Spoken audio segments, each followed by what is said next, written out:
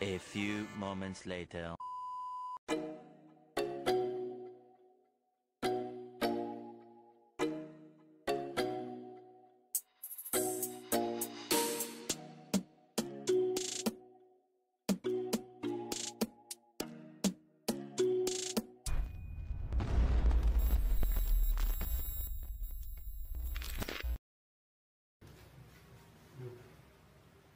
Tuna rian tonam symbols karon unbox do na tonam symbols nen hian June tha khanin ka hria endorsement deal kan sign na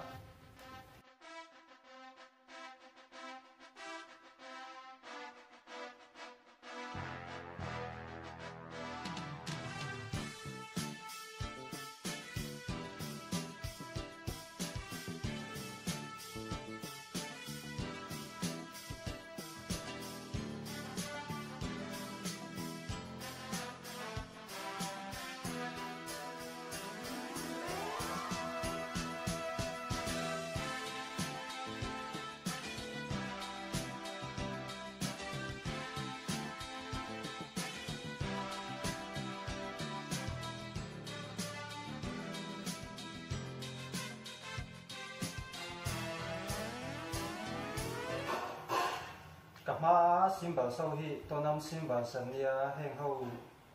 tonam nen hian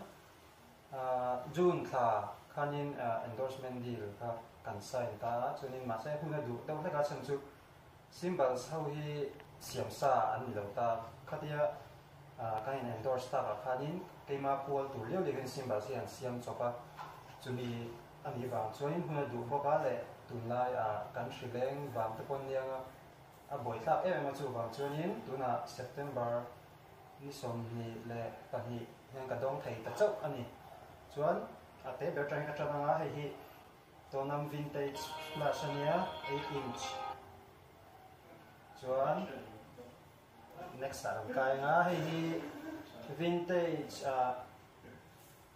Karim Headlia signature ania Sandy head ania mas ai bottom head ania high head rig thakop mai chuan hei hi high head top ania a bal mo tiang ma se bal lawa hei hi ama design hi ta ni ri dark le ange ta ni hei bol de temo chuan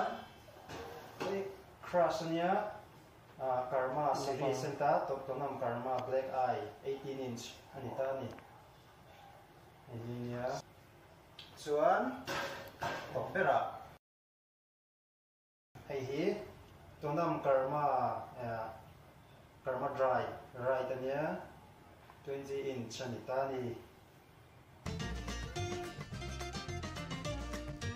chuan hei hi bag hi a hrampai ka order tel boka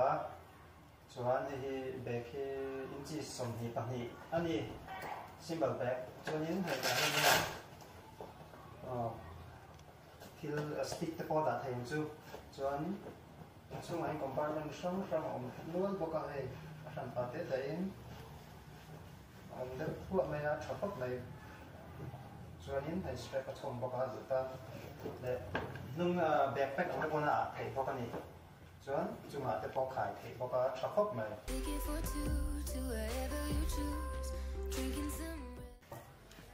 tonam symbol si company